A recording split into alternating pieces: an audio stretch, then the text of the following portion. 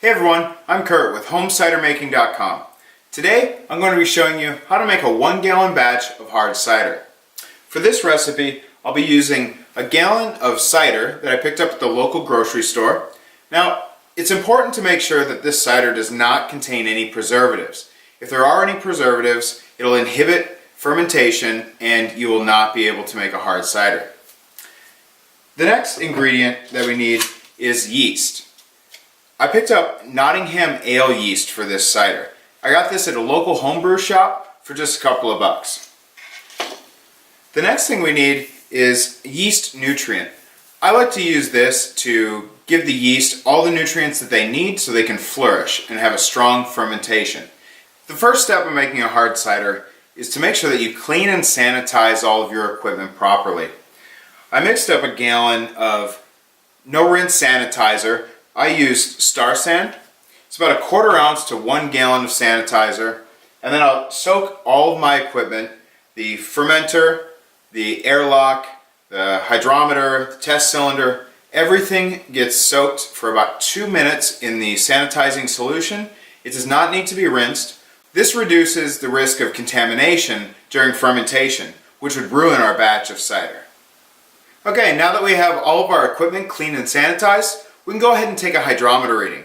The hydrometer reading will give us an idea of how much sugar is in our cider, so we know what kind of alcohol we could produce after fermentation.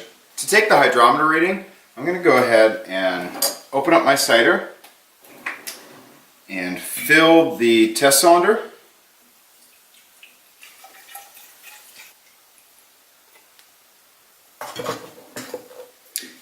And place the hydrometer into the cider, give it a slight spin, and wait for it to come to a stop. It's a little hard to see on camera, but the specific gravity of this cider is 1.048. Now, I'll document this number on my cider log, so once fermentation has ended, we can take a final gravity reading and then calculate an accurate alcohol by volume of the cider. Alright, so now that we have our hydrometer reading, the next step is to start adding ingredients to the fermentor. For this batch, I'll be using a 1 gallon glass carboy. Alright, the first ingredient I'll be adding to the carboy is a yeast nutrient. The instructions say 1 teaspoon per gallon.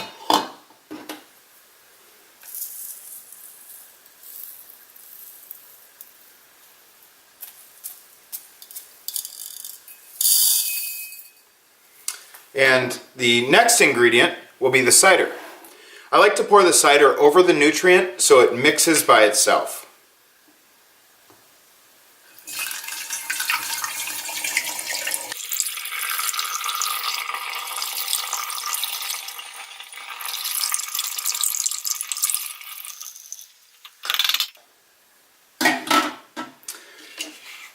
Alright, the last ingredient we'll be adding to the carboy is the yeast. Now, this package of Nottingham yeast is good for up to 6 gallons. I'm going to go ahead and add about a 1/4 of the package.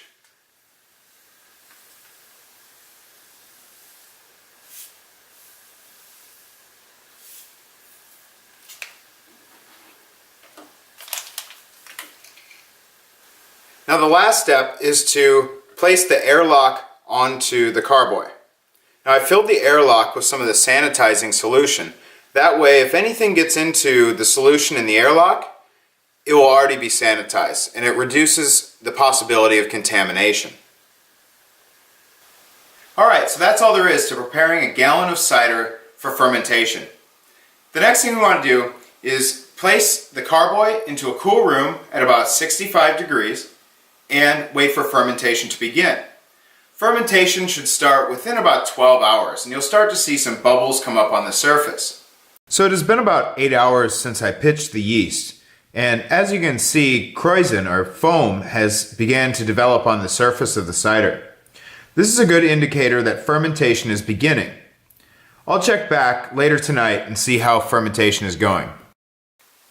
Okay, so it's been about 24 hours since I pitched the yeast, and as you can see, there are bubbles starting to come out of the airlock. And if you look at the side of the carboy, you'll notice all the bubbles of CO2 rushing to the surface.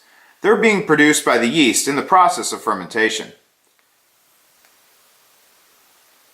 You'll also notice that the foam that was on top of the cider is now dissolved. This tends to happen with cider, so don't be alarmed if you don't have any. Now this cider will continue to ferment over the next week to 2 weeks, depending on the amount of sugar that was in your original juice, the type of yeast used, and the temperature that you're fermenting. I'll be making a follow-up video, so make sure that you subscribe and give me a thumbs up on this video if you've enjoyed it. If you have any questions, go ahead and drop them in the comments section below. I'd be happy to help. If you'd like to learn more about making hard cider, stop by homecidermaking.com. Thanks for watching.